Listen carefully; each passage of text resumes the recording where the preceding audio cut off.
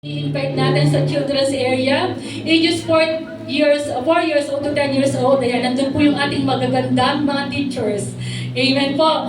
Okay, isang malakas po palakpak. Ayan. At today, ayun po, ihanda naman po natin ang ating mga puso sa panibagong revelation na maririnig naman po natin sa umaga ito na taas ng antas ng ating pagtitiwala at pananampalataya sa Diyos. Kung gaano siya kabuti at mapagmahal sa bawat isa.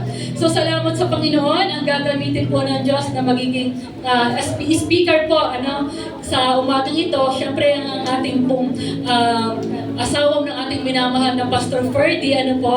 So ang ating very timeless beauty. Kaya kapag nakikita ko siya, how come na pag nag-gano din, sabi gano'n din ako.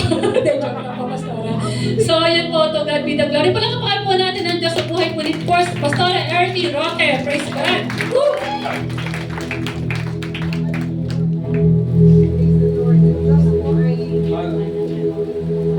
Praise the Lord. Magandang umaga po. Ang Diyos po ay mabuti. Sabihin natin sa katabi natin, ang Diyos ay mabuti sa lahat ng panahon. Amen. At ang Diyos na ating pinaglilingkuran ay tunay na walang katulad. Amen. Pwede bang tayo umawit ng isang papuring pasasalamat, pagdakila, pagdideklara na tunay na ang Diyos ay walang tulad, walang katulad sa ating buhay. Walang pwedeng ihamping, ikumpara sa kanyang katapatan, kanyang kabutihan sa ating mga buhay. Thank you, Lord. Let's sing the song. Walang tulad. Amen. Ikaw lang. Let's declare this song prayerfully. Nagbigay pag-asa sa buhay. Malugmok at kay gulo ng buhay. Malugmok at kay gulo ng tunay. Pinansin mo ako. Pinansin mo ako at iyong minahal.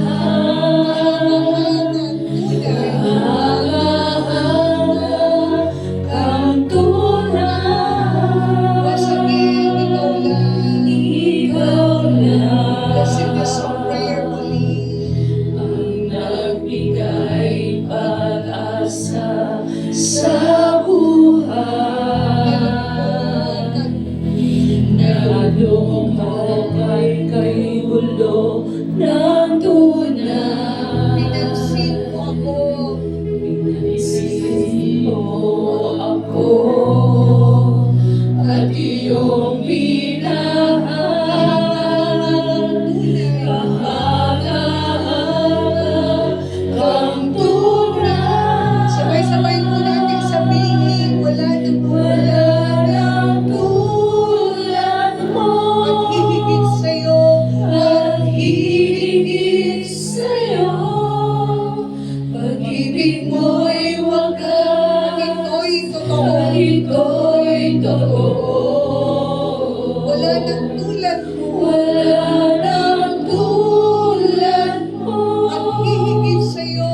At higit sa'yo, pag-ibig mo'y wagas. At ito'y totoo, O Jesus. Let's declare, wala nang tulad mo. Wala nang tulad mo. Let's declare it with faith in our heart. At higit sa'yo, pag-ibig mo'y wagas. At ito'y totoo. Wala nang tulad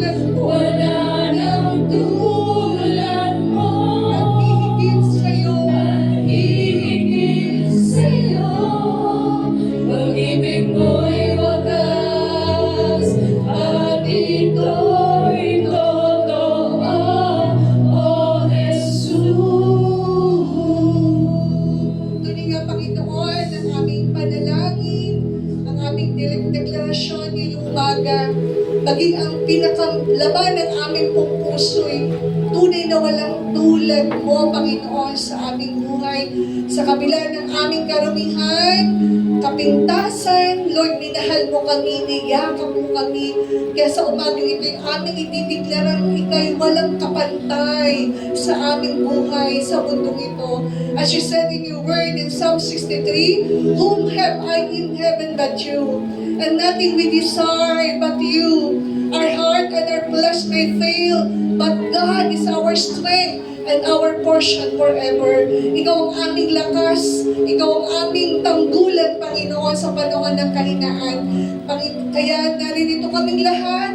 Kami, O Diyos, ay kumakapit sa iyong mga pangako. Kami, O Diyos, ay sumasandal, Panginoon, sa iyong katapatan at sa iyong kabutihan. At alam namin na walang bibiguin, walang sino man ang bibiguin mo ngayong umaga. Patuloy na ikaw lamang maparangalan, mabigyan ng karangalan. Sa iyo lamang at sa iyo lamang ang aming buhay. Sa pangalan po ni Jesus, Amen and Amen. Praise God. Sige, makakaupo na po tayong lahat. Praise the Lord. Ating pong welcome yung ating pong mga first-timer. Sino po ba yung ating mga bagong bisita? Ating pong mga bisita this morning, pwede pong pakitaas ang inyong mga kamay. Ayan, marami po sila. Palakpakan po natin ang Panginoon sa kanilang mga buhay. Ang ating pong gawain ay ang Jesus is Lord Church, na kung saan wala po tayong itinataas na relihiyon o denominasyon. Ang layunin po ng Jesus is Lord Church ay patuloy nating makilala ang Diyos sa isang malalim at biblikal na kaparaanan. Amen. Sa 70 bansa po, ang Jesus is Lord Church ay patuloy na nangangaral ng mabuting balita ng kaligtasan at ang pagmamahal ng Panginoon. Kaya kayo po ay malugod po namin wini-welcome ng may pagmamahal at may pag-ibig. At kami po ay patuloy na umaasa na sa darating pong linggo, kayo po ay patuloy pa naming makakasama. Amen! Palampakan po po natin ang Panginoon.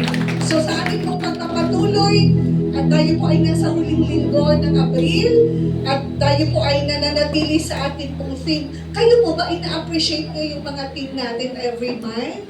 Are you excited na every month we are looking forward do sa mga magagandang mensahe na kung saan ay patuloy na magmamotivate sa atin na kumapit at patuloy naman ng palataya sa ating Panginoon. Ano yung last theme natin? Last March. Di ba yung kindness? Breakthrough kindness? Sige nga, recitation. Pero mamayang bookmark. So, ngayon pong ating theme ay Breakthrough Love that Gives Life. Everybody say, life. Diba? Kasi nga, sabi ng John chapter 10, verse 10, letter B, I have come that you may have life and have it more abundantly. Ang pag-ibig ng Diyos ay kanyang dinemonstrate, sabi sa Romans 5:8, God demonstrated His love towards us while we are yet sinners. Christ died for us. Hapon po sa ating EGR na ating pong narinig kay Sister Berna and Sister Annabel, yung pong significance of the cross, what God did on the cross, di ba? Ito po yung ito po yung demonstration. Everybody say demonstration. Ng pag-ibig at pagmamahal ng Lord. Hindi lang niya sinabi, kundi ipinakita niya. Amen. Kung paano ipinapakita ng isang magulang ang kanyang pagmamahal sa anak, sa pamamagitan ng pagising sa umaga, pagbibigay ng baon, hindi na si mami bibili ng bagong sapatos, hindi na magmi-milk tea si mami o si daddy kasi kailangan ni anak ng pamasahe, di ba?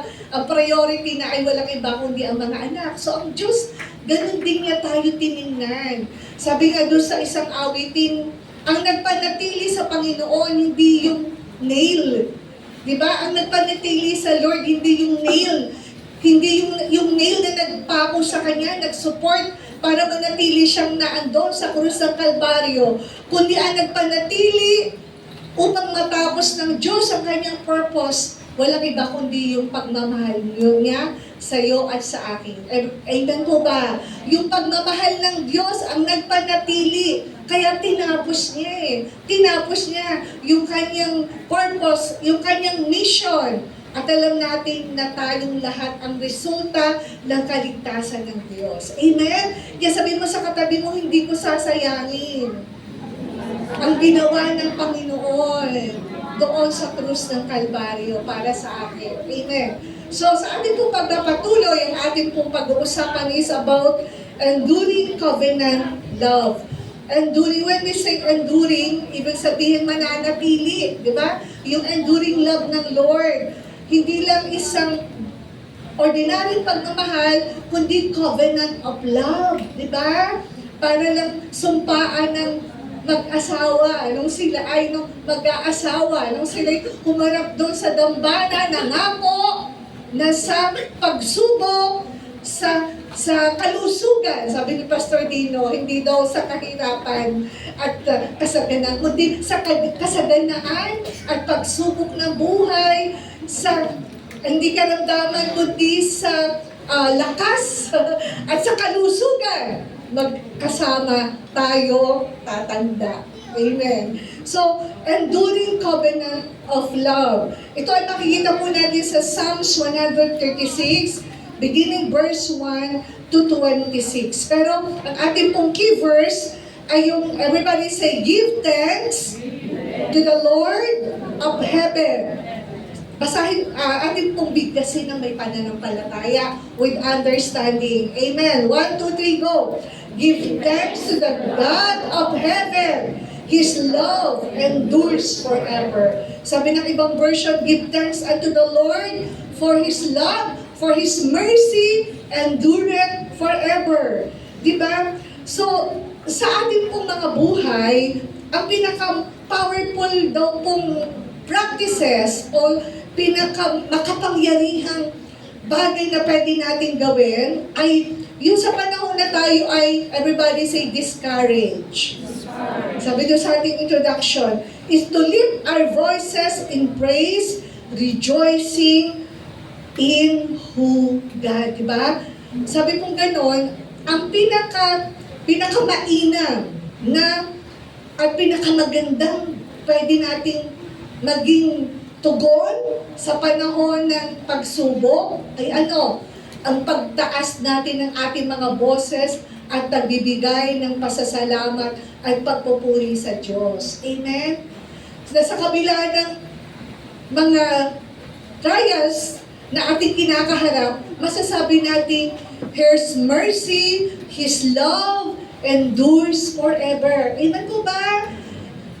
So, ito pong Psalms 136, ito na po ay sabi nga noon, it is a rich liturgical hymn that recalls the mighty acts of God in creation and redemption. This repeated refrain anchors each verse. Everybody say, His love endures forever. Ito daw po ay liturgical hymn. Pag nagkakaroon po ng tinatawag na assembly, pagtitipon ang mga Israelites, parang katulad po natin, worship service, lagi pong ipinapaalala, usually ang nag-lead nung kanila pong praise and worship, yung pong mga Levites. Kasi sila po ay, yung lahi nila, they are being called to worship. Mag-lead ng praise and worship. At every time na sila magkakatipon, lagi pinapaalala ng mga priest, ng mga tagapanguna, that His love endures forever. Di ba? Kapag tayo po'y nahihirapan, may problema, we could declare, His love endures forever. Di ba ba? Kaya, sabi po dito, ito'y malalim na pagtanaw doon sa katapatan at kabutihan ng Panginoon.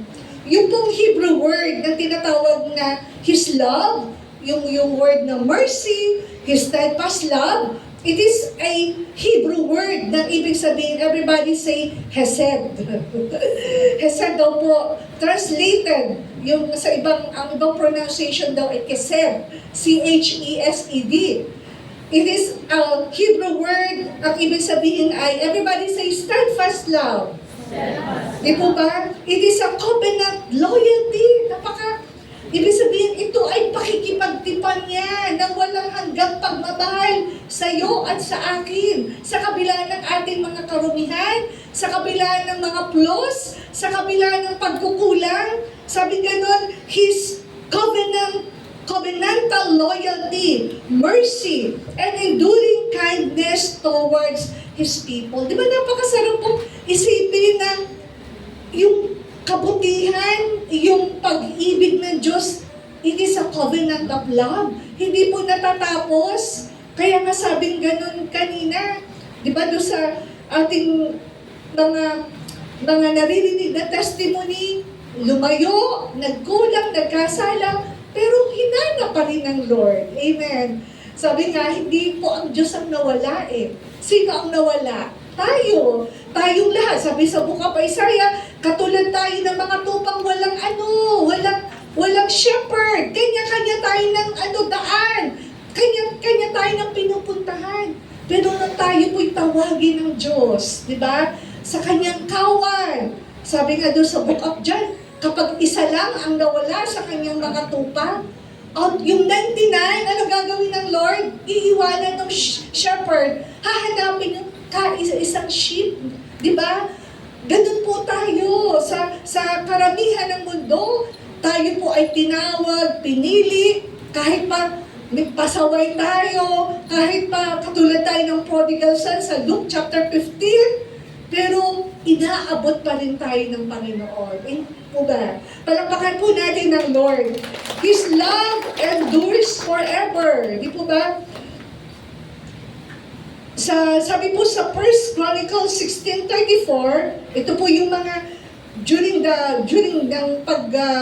ng tinatawag na handog ng altar sa Panginoon during the time of Solomon, laging ipinapaalala sa mga Israelite, His love endures forever. Oh, give thanks to the Lord, for He is good, for His mercy endures forever.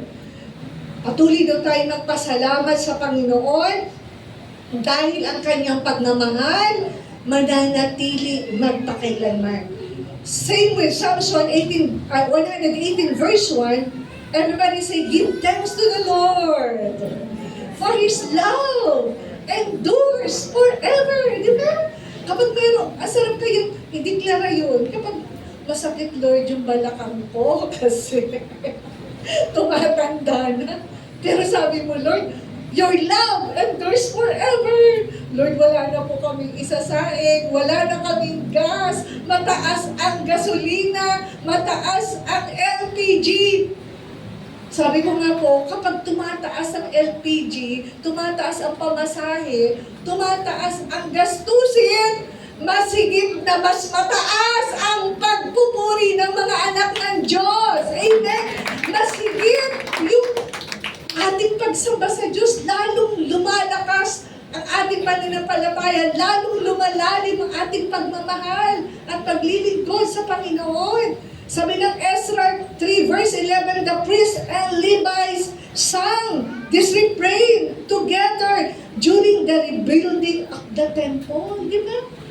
Naalala ko, sabi ko, kapag pala ako ay kunyari magpapagawa ng bahay o kayo ano man yung kukumpuni, Lord, kulang yung aming budget, your love endures forever. Give thanks to the Lord, for your mercy never comes to an end. They are new every morning. Ewan ko lang kung hindi ang Diyos matawa at buksan ng pintuan at langit ng pagpapalang sa bawat isa po sa atin. Amen po ba? Palakpakan natin ang Lord. Psalms 106 verse 1, Psalms 107 verse 1, Psalms 138, makikita po natin throughout the Psalms, they are affirming the unyielding nature. Yung, ano po ba ang nature ng Lord? Yung kanyang biyaya, yung kanyang pag-ibig, ay nananatili. Hindi siya ghosting. Ghosting. O sa pa ba yun? Sa mga KKB. Ang pag-ibig ng Diyos mananatili, hindi bumibitaw.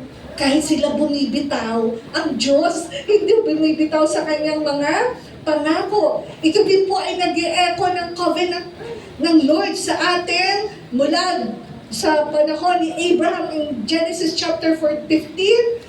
Ito din po ay patungkol, mamaya pag-aaralan natin kung paano niya diniliver, paano niya iniligtas ang mga Israelites, inilabas doon sa pagkakaalipin ng mga Egyptian, at binigay sila ng promised land. Di po ba? Dito po sa Lancaster, ang dami-dami nating mga JIR. Sino mga taga-Lancaster?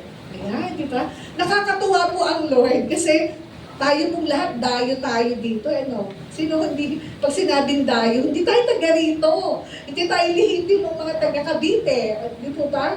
Kami nung bago kasal kami ni Pastor, doon kami nakatira sa Parañaque kasi doon nakatira yung mga tiyahin ko, kasama kami dati sa bahay. Then nung ako po yung nag-asawa na, so humiwalay na kami, nangupahan kami ng isang maliit na apartment na pag umupo mo, harap mo sa rep, kukuha ka ng suka, pag harap mo, kaldero, lakad ka ng konti, punta ka ng CR, punta ka ng kwarto. Di ba ba? Ganun yung buhay, ganun kasimple. Pero masaya. Kasi naglilingkod tayo sa Panginoon. Amen. At sa biyaya ko na Lord ay nakakuha kami ng bahay dito sa Imus po. At di po ba, yun yung journey natin. Amen. Ang sarap balikan yung mga panahon na sinamahan tayo ng Diyos. Hindi ang Lord nagkulang sa atin. Amen. Hindi siya nagpabaya. Every victory and every provision na naranasan ng mga Israelita, and that's because of their labor, hindi sa pamamagitan ng kanilang kakayanan. Even us, lagi nating sinasabi, Lord, hindi po ito akin. Apart from you, we can do nothing. Kung wala ka naman sa amin, wala kang magagawa. Kung hindi ka namin nakilala, hindi namin mararanasan ang ganitong uri ng pagpapala. Amen po ba? Palakpakan po natin ang Diyos. Ano pong pagpapala yun? Hindi lang po bago sa sakyan, hindi lang pagkain, kundi yung kapayapaan na sa gabi. Matutulog ka, may kapayapaan ka. Kasi ang mga pangako ng Diyos ang iyong sinasandigan. Amen? Kahit tumaas ang gasolina, tumaas ang anumang bagay. Sabi ng Psalms 37, di po ba? Sabi ni David, ako'y tumanda at nagkaedad. But I never seen the righteous forsaken, even their children begging bread. Amen? Sabi ni David, siya ay nagkaedad, tumanda pero wala siyang nakitang mga anak ng Diyos na namilimos, pinabayaan ng Panginoon. Amen po ba? Palakpakan po natin ang Lord. Hallelujah! Lahat po ito ay resulta ng, everybody say, faithful commitment ng Lord sa kanya mga pangako sa atin. Kung minsan yung ating asawa, yung anak, o ano pa man, minsan hindi tapat eh. Di ba? May mga pagkukulang pa rin, may kahinaan. Pero ang Diyos, matapat siya sa ating buhay. At sabi doon, ito po ay nagpapaalala ng ang pag-ibig ng Diyos, not fleeting. It endures forever. Hindi kumukupas. Amen. Nananatili. So, bilisan ko na lang po. Pag sinabi pong yung word na Hesed, ito ay makikita natin sa Old Testament. Ibig sabihin, ito yung Hebrew word na ginamit pagdating sa pag-ibig o yung sa Psalms 136, verse 1, all throughout the Psalms 136. Pero doon sa 1 Corinthians chapter 13 in the New Testament, yung Greek word na ginamit ay yung tinatawag na agape. Pero pareho lang sila. They are the God's kind of love. God's unconditional love sa bawat isa. At alam po natin na yung Hesed, ibig sabihin, pwede mo sabihin sa asawa mo, yung Hesed mo sa akin. Biglang ganun eh. Hesed means love, yung loyal love ng Lord sa atin, His faithfulness. It is a theological term, makikita natin sa Old Testament, at yung pong everybody say, His steadfast love endures forever. Ito na po ay 26 times na makikita natin in verses sa Psalms 136. Basahin nyo mamaya. Bilangin nga nyo kung ilang beses binanggit yung His love endures forever. At sa Biblia po, pag sinabi po yung law of repetition, kapag lagi natin nababasa, ibig sabihin, ipinapaalala sa atin ng Lord na dapat yun, alalahanin natin at lagi natin ideklara. Amen? Kasi may ibig sabihin yun. Kaya kapag yung His steadfast love endures forever, meditate natin, yung Logos word, His mercy endures forever, naging Rema word sa inyo. It shall manifest with your life, with your family. Amen? Kapag binibigkas mo yun, kalagi mong idinideklara, Lord, your mercy endures forever. Alam ko po magkakaroon ng manifestation sa ating buhay at sa ating pong pamilya. 250 times sa Old Testament, kapag sila nagkakaroon ng assemblies, laging pinapaalala ni Abraham, ng mga priests, His mercy, His love endures forever. His faithfulness, His mercy, His compassion toward His people. At alam po natin ito sa loyal love, loving kindness, unconditional love, covenant-based loyalty rather than mere emotion. Ang pag-ibig ng Lord hindi lang emosyon na nararamdaman ng mga kabataan. Mas malalim na pagmamahal sa bawat isa sa atin. Completely undeserved kindness and generosity ng ating Panginoon. Kaya sabi ng Psalms 54 verse 10, di ba? Though the mountains be shaken and the hills be removed, yet my unfailing love, yung unfailing love ng Lord, yung Hesed love, for you will not be shaken. Kahit daw yung mga bundok, mga burol, mga lambak, ay matanggal, mapatag, pero ang pag-ibig ng Diyos ay mananatili sa ating buhay magpakailanman. Amen po ba? Isa nga po malakas uling palakpak sa Panginoon. Glory be to God. Sabi po dito, we can praise God for His never-ending mercy sa pamamagitan ng ating pagpapasalamat sa Kanya, di ba? At alam po natin, ang psalmist nagbigay ng 3 evidence or proofs that truly God's mercy indeed endures forever. So tingnan, isa-isahin po natin. Number 1, we can praise God for His never-ending mercy because of, everybody say, who He is. Kung sino siya sa ating buhay. Diba? Sabi sa Psalms 136, simulan natin dito sa verse 1, "Oh, give thanks to the Lord, for He is good, for His mercy, for His love endures forever." Sabi dito sa verse 2, sa verse 3, "Oh, give thanks to the Lord, our Lord, for His mercy endures forever. To Him who alone does great wonders, for His mercy endures forever." Ito pong Psalms ay ang opening word po niya ay pagpapasalamat because everybody say, He is good. He is good. Totoo po ba na ang Diyos mabuti sa inyong buhay? Kung isa-isahin po natin yung kabutihan ng Diyos, hindi natin pwedeng bilangin. Amen. Ang Diyos, bakit yung kapitbahay ko ay ganito? Kami hindi ganun. Hindi po iba-iba ang anyo ng pagmamahal ng Lord. Iba-iba ang anyo ng pagpapala ng ating Panginoon. Nabasa ko nga doon sa isang devotion, yung anyo ng pagmamahal ng Diyos, iba-iba. Yung may nagpaupo sa'yo sa sasakyan, di ba? Yun ay anyo ng pagmamahal ng Lord. Di po ba? Maraming kaparaanan para ipadama at ipakita ng Diyos ang kanyang pagmamahal. Hindi lang po sa material na bagay, mga kapatid. Amen?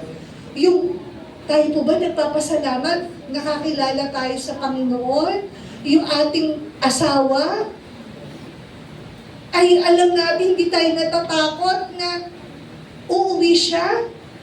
na hindi siya lasing, hindi na barikada, di ba? Minsan po may ganung parang argument, di ba? Minsan kasi, nung kami po ay nasa, aside pa si Pastor sa sila, minsan may pagkakataon na gabi na, sabi ko, ang gabi-gabi mo na naman, parang ano ba, sabi ko, ang tagal-tagal mo, syempre nag-aalala po. Sabihin sa akin ni Pastor, magpasalamat ka. Kasi yung asawa mo, hindi na late na uwi kasi galing sa kung saan lugar. Pagdating hindi lasing, hindi winaldas yung pera. Kasi nakakilala sa Lord. Amen, di po ba? Nagpapasalamat po ba tayo sa ating pong mga asawa? Palakpakan natin ng Lord. Kahit sila ay malayo, maaaring nasa ibang bansa, pero sila ay pinipreserve ng Lord because of our prayer. Di po ba? Yung mga anak natin, sa biyaya ng Lord, yung prime years nila, ginagamit ng Lord, sumasayaw, umaawit. Di ba? Ako po tuwa-tuwa kapag nakikita ko yung mga bata. Di ba? Instead na maglayo. Sabi nga ni Pastor ni Ma'am Johnny, nung kanya pong encourage yung mga best student, nagpapasalamat siya kasi itong mga kabataang ito, hindi, yung panahon nila, hindi nauubos saan? Sa ML. Sa computer. Nung araw, pag wala pang mga sariling computer ang mga bahay, grabe yung mga bata sa computer shop, di ba? Nauubos yung oras. Yung hindi na makakain, hindi na makaligo. Kasi, na-trap na. Pero salamat sa Lord. His love endures forever. Amen po ba? Palakpakan po natin ang Lord. Hallelujah. He is the one and true God. Totoo ang Diyos. Makapangyarihan na Lord. Sabi ng Psalms, ng Hebrew 13 verse 38, ang Diyos ay siya noon, ngayon, at sa darating na panahon. Amen. Sabi ng Deuteronomy chapter 6 verse 4, Hear, O Israel, the Lord thy God is one God. Sabi ng isang awitin, lumang awitin, Ate Rose, Hear, O Israel, the Lord thy God is one God. Hallelujah. Di ba? Alam niyo nung araw, masarap pong ang mga kanta, ang mga verse, inaawit, kaya madaling ma-memorize, di ba? Sabi ng Psalms, ng Deuteronomy 6:4, pakinggan nyo mga Israelita, mga kalahi ko, kababayan, there is only one God, and that is the God of Israel. Amen. Palakpakan po natin ang Lord. He is the one and true God. Siya ang Diyos na makapangyarihan. He created the heavens and the earth. Di po ba? Sabi ng Psalms 136 verse 5 to 25, what He has done. Tayo, yung pag-ibig ng Diyos ay ating nararamdaman, nakikita, because of His creation. Everybody say, creation. Of what He has done. Yung mga bagay na ginawa niya sa atin, di ba? Sabi nga nung song, no one can compare, di ba? No one can ever be compared.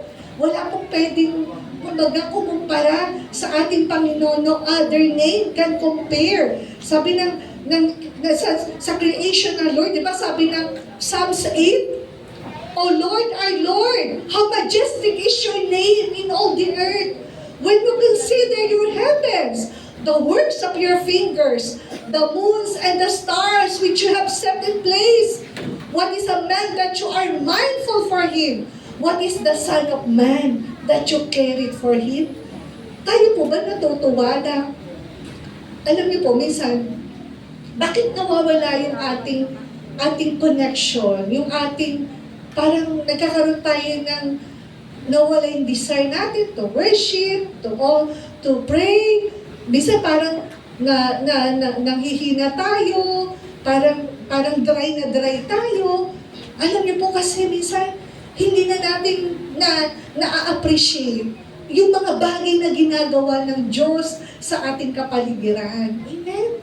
Kaya sabi ko nga sa mga kabataan, huwag kayong malulong lagi na lang hawak ang cellphone, hindi na makipag-connect. Hindi na makita na si mami pala, bago pala ang kortina. Si nanay gumagluto ng masarap na sopas. Hindi na na-appreciate because of gadget.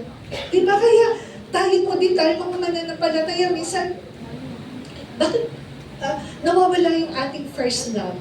Kasi hindi na natin makita hindi na natin ma-appreciate yung paggalaw at pagkilos ng Panginoon sa ating buhay, di po ba? Hindi na natin ina-acknowledge na sa mga bagay na nangyayari sa ating buhay, ang Diyos ay gumagawa at kumikilos. Di ba? Minsan, maglakad tayo, magpahangin tayo, habang naglalakad tayo, nakikita natin ang magagandang halaman, ang masarap na simoy ng hangin, di ba? Alam niyo po, lahat yun ay reflection ng kabutihan at katapatan ng Panginoon. At yun po ang minsan hinihipo na pala tayo ng hangin para sabihin, hello, andito ako, nag-iingat ako sa iyo, di ba? Sabi ng Psalms, taste and see that the Lord is good. Atin daw pong namnamin, lasahin ang kabutihan at katapatan at ang pag-ibig ng Diyos sa ating buhay. Amen po ba? Palakpakan po natin ang Panginoon. Yung deliverance ng Lord sa mga Israelites. Paano sila inilabas sa pagiging alipin? Tayo po dati, sino may-ari ng buhay natin? Sino nagkokontrol? Ang kaaway, di ba? Sunod lang tayo ng sunod. Gusto ng Diyos, sabi ng John chapter 10, letter A, the thief, referring to Satan, comes to steal, to kill, and to destroy. Diba? Nakakalungkot na ang buhay natin, dati lugmok. Dati talagang alipin tayo ng kasalanan, ng bisyo, hindi tayo makalaya sa utang, sakit karamdaman. Pero because of the grace of God, pinalaya tayo, inilabas tayo doon sa pagkakaalipin ng kaaway.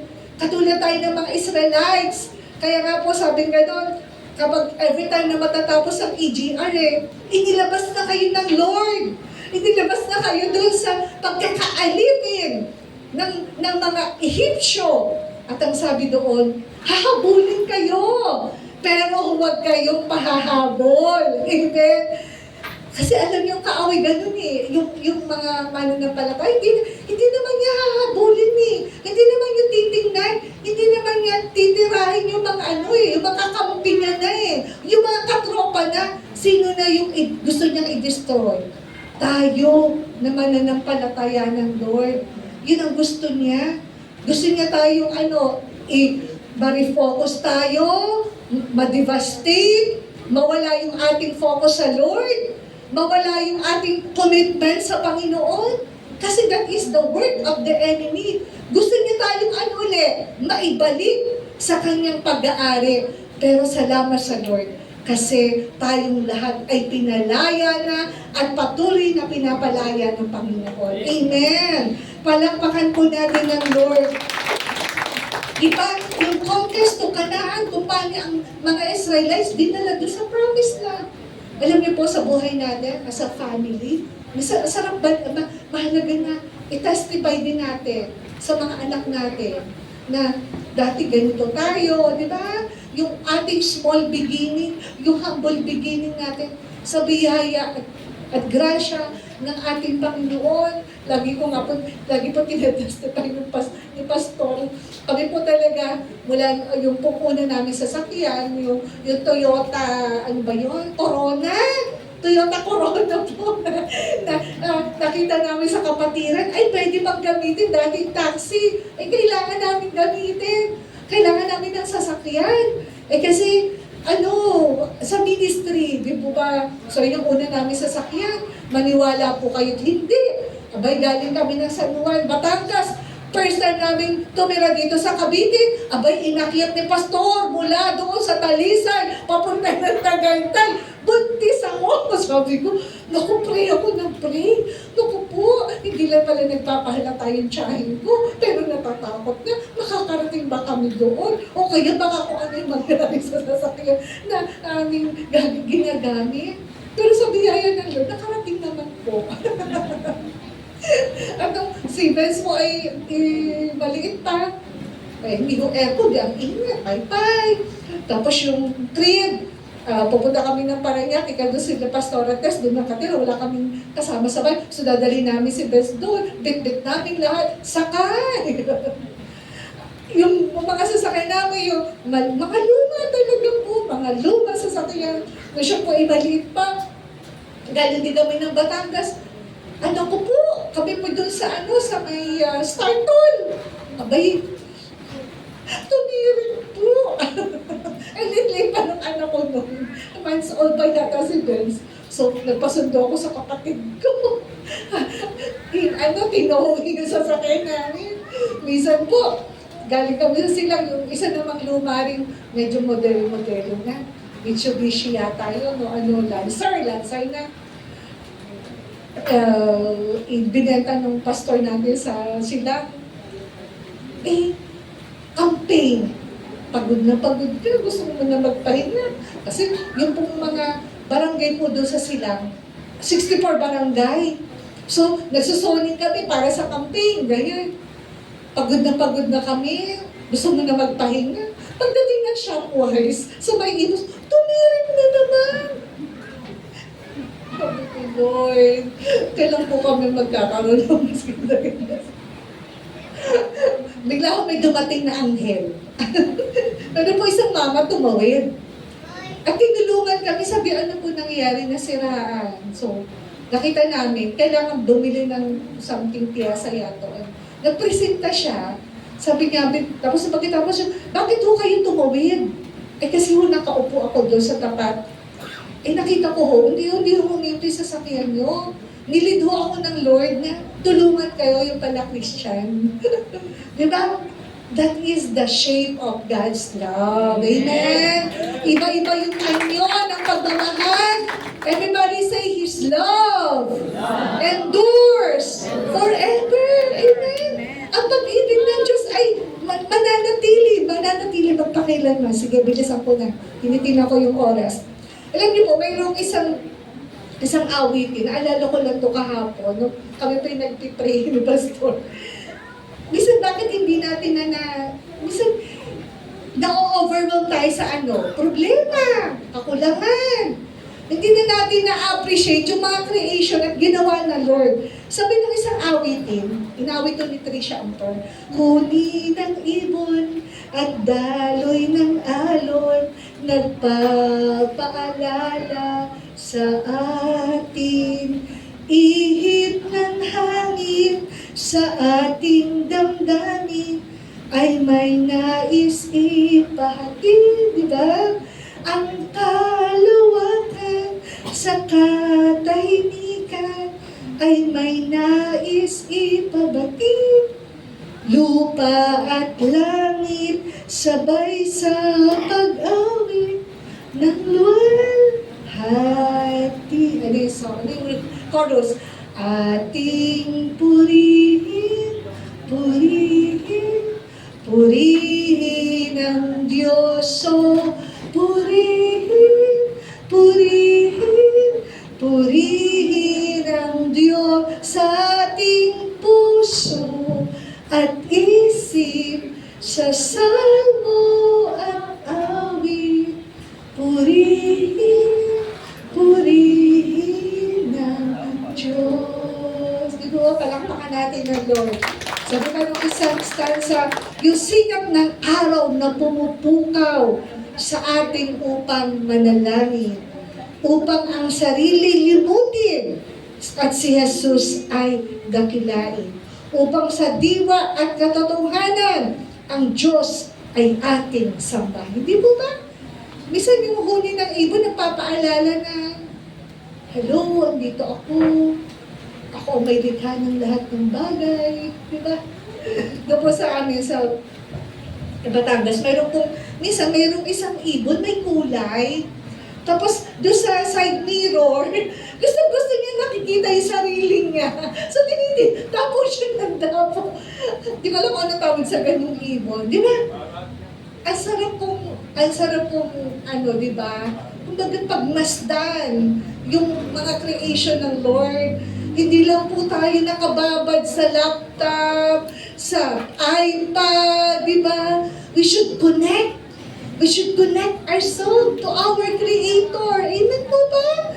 Dalhin natin, tingnan natin, because His love endures forever. Amen po ba? Palakpakan po natin ang Lord. At sabi po doon, sabi po sa huling paalala at pagpapatunay na ang pag-ibig, ang covenant, love ng Lord ay mananatili what He continues to do. Yung kanya pang magandang bagay na gagawin sa atin. Sabi ng Philippians 1:6, He who began a good work to you will be able to accomplish it. Yung magandang bagay na sinimulan ng Diyos sa buhay mo, sa pamilya mo, sabi mo nga sa sarili mo, hindi pa tapos ang Diyos sa ating buhay. Amen? Hindi pa tapos ang Diyos sa buhay po natin. Nung yung akin pong kapatid ay nabalo as early as 50 plus pa lang siya eh. Nabalo po siya last year, di ba? Panayasan ko ng prayer request, di ba? Last November 30, di po ba? Kumbaga talagang lugmok na lugmok. Until now po siya po ay nag-undergo ng psychotherapy. Kasi yung first day ng work niya, kasi po siya po isang assistant nurse doon sa Mount Zion Hospital sa Canada. Ilang months po naka-confine sister-in-law ko sa hospital, nasa ICU. Nung first day na pumasok siya, hindi niya kinaya kasi na-assign agad uli siya sa ICU. Bumalik yung alaala na nakikita niya yung asawa niya, dumadaig-dagi, ang sakit, yung pinagdaanan ng sister-in-law ko na napakatagal sa hospital. Pero sabi ko nga po, kapag nagpipray po kami, sabi ko, ang Diyos hindi pa tapos sa buhay mo. Marami pa siyang ginagawa at gagawin. Just continue to trust the Lord. Patuloy ka magtiwala. Di po ba? Ang hirap po nun. Di po mahal natin sa buhay. Hindi mo ma-comfort. Kasi dito kapag tayo nawala ng mahal sa buhay, kapitbahay mo madami, kamag-anak, pinsan, dadamayan ka. Sa ibang bansa may mga pinsan din naman kami. Pero sandali lang yun kasi may mga trabaho. Ano ang pwede natin gawin? Talagang panalangin na lang. Di po ba? Hindi naman ako makalipad kasi pagkamahal na. Sabi ko kung Hong Kong lang yun, pwedeng gawan ng paraan. Ang layo po pamasahe. Mag-a-apply ka pa ng visa, ang daming requirements. Hindi talaga po pwede. Pero sa biyaya ko ng Lord ngayon po, yung akin namang pamangkin ay 13 years old. Siya po'y na-conceive through artificial insemination pa. So, ganun ka-precious yung buhay, yung bagay na yun. Pero, for the glory of God, the love of God endures forever. Sa ating buhay, sa ating pamilya, marami pa siyang gagawin at gagawin. Amen po ba? Hindi pa tapos ang Lord. At we should be excited sa maganda pang bagay na gagawin ng Panginoon sa ating buhay at sa ating pamilya. Ang lais lang ng Lord, magpatuloy tayo. His ongoing care. Everybody say, ongoing care. Sabi ng Psalms 136, verse 23 to 25. Sabi ganon, behold, I am for you. Sabi ng Isaiah 41, when you walk. Sabi ganon, ang Panginoon ay lagi nating kasama kapag dumaan tayo sa anumang pagsubok ng buhay. Ang Diyos lagi nating kasama. Hindi tayo iiwanan. Sabi ng Hebrew 13 verse 5, I will never leave you, I will never forsake you. Amen. Kaya po, ang creation ng Lord, ang pag-ibig ng Lord, ito po ang nagsusustain sa atin. Amen po ba? ang nagpapanatili sa atin para magpatuloy tayo sa kabila ng mga pagsubok ay yung po pag-ibig at pagmamahal ng Lord. At yun sa kanina po sa first service, tinuro ni Pastor about faith. Yung faith natin sinusubok ng pagsubok. Hindi yan tatalas. Ang kutsilyo, hindi tatalas kapag hindi mo laging ginagamit at ihahasa mo. Tayo po hinahasa ng Diyos saan? Sa mga pagsubok para po tayo ay patuloy na maging matatag. Amen? Kaya sabi po doon sa DCAS, sabi, ang mga bata raw, turuan din natin na harapin ang kabiguan. Kasi kapag wala na sila, hindi natin sila kasama, kaya nilang tumayo. Kasi naging matapang sila. Amen? Kasi tinuruan din sila ng pagsubok. Kaya kapag walang, kumbaga matutong maging patience din ng mga bata, di ba? Hindi magagalit ang bata kapag walang Wi-Fi. Hindi magagalit kapag walang Wi-Fi. Okay lang na magtiyaga, minsan mainit.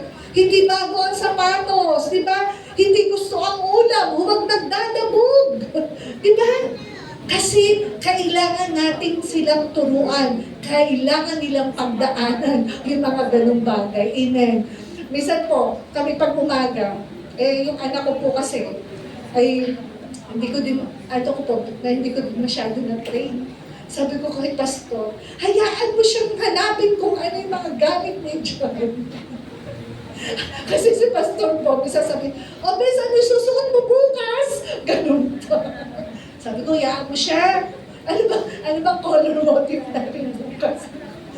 Sabi ko, hayaan mo siya. Hanapin niya yung kanyang gagamitin, matuto. Pero ano naman po, nung kami madalas umaalis, basta meron akong itlog sa bahay, merong pagkain, bahala na siya magluto. Na-train naman siya sa pagluluto. Basta kung anong pwedeng lutuin. Kasi mahilig kumain Kung ano nakikita, sige, nagugulat ako pagdating, may niluto na kasi nakikita sa YouTube.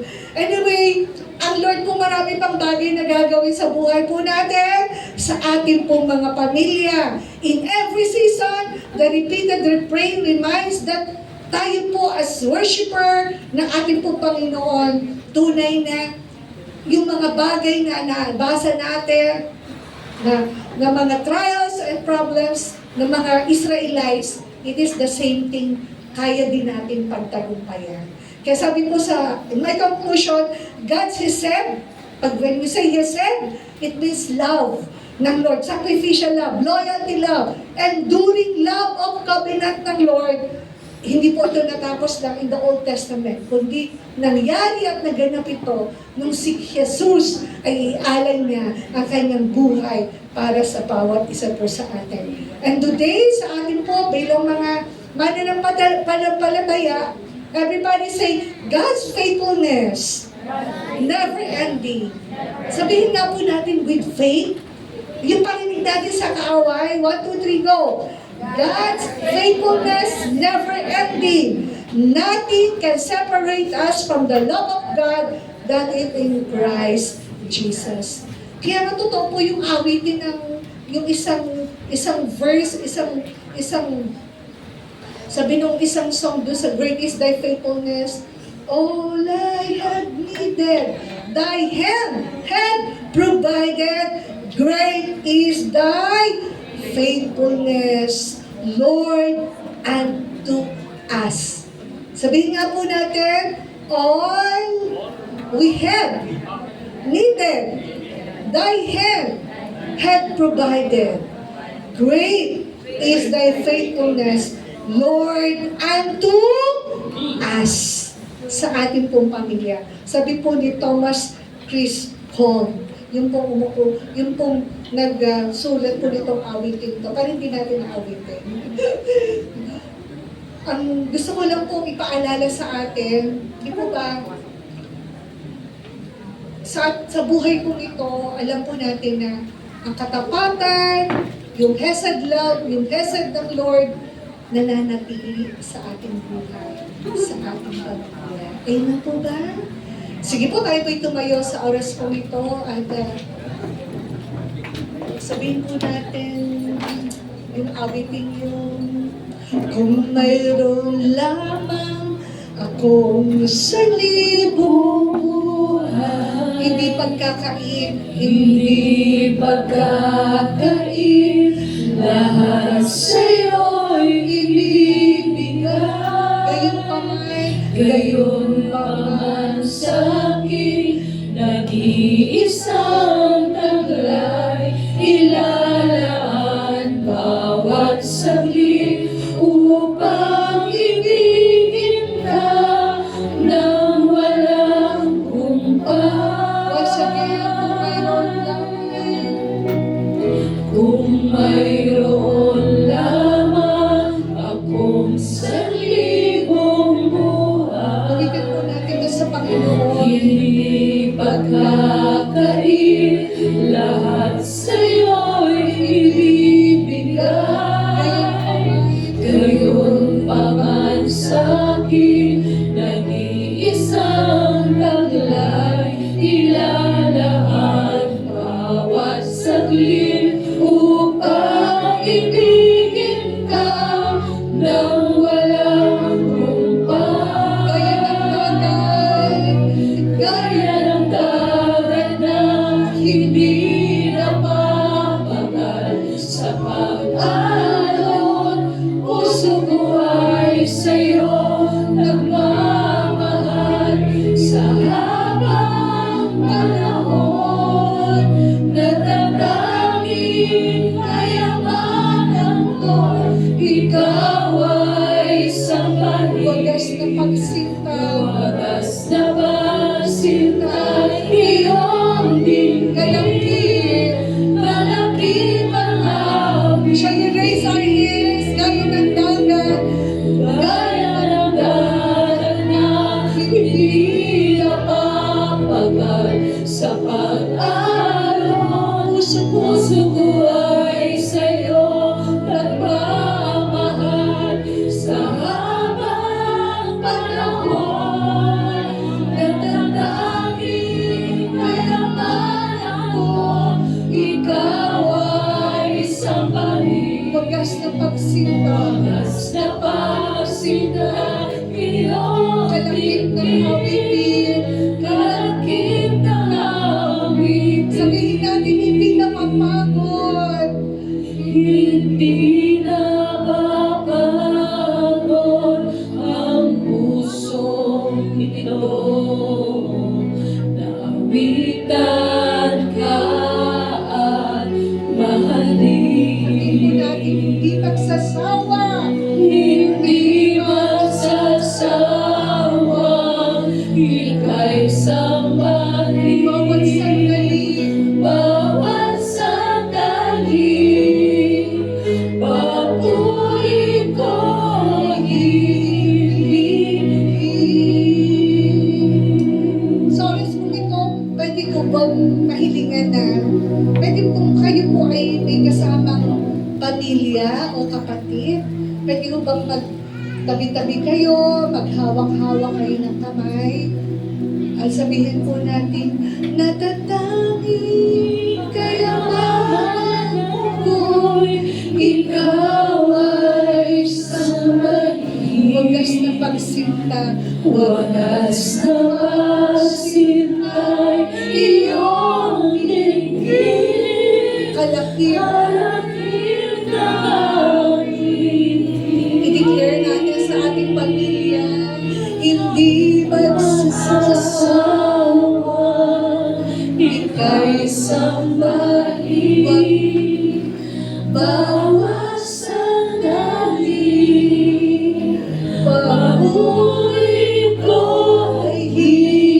ibigin. For the last time, hindi mapapagod. Hindi mapapagod ang pusong ito.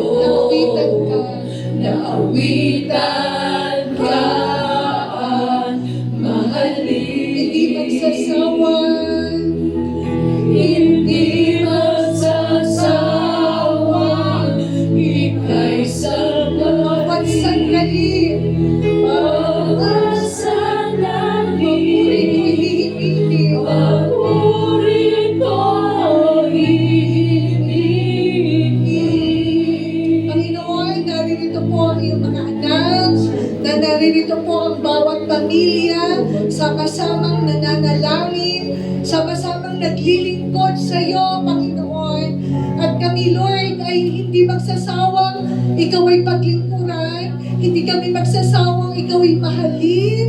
Hindi kami magsasawang, Panginoon, na ang iyong kabutihan ay alalahanin namin sa aming mga buhay. Panginoon, naririto po ang bawat pamilya, ang bawat ina, ama, mga anak. Lord, na naroon ang kanilang commitment to serve you, to love you. At alam ko, Panginoon, ino-honor mo ang kanilang pananampalataya, ino-honor mo ang kanilang faith, O God.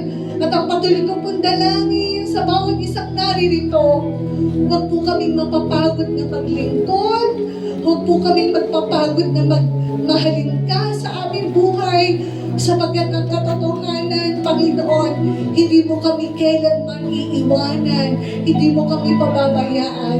Hayaan mo, Panginoon, na ang magagandang bagay na ginagawa mo sa aming pamilya, sa aming mga magulang, sa aming po mga anak, ito po, Lord, ipatuloy namin makita, ma-appreciate po namin ang iyong katapatan, ma-appreciate namin ang iyong kabutihan. Ginagawa mo sa aming pamilya.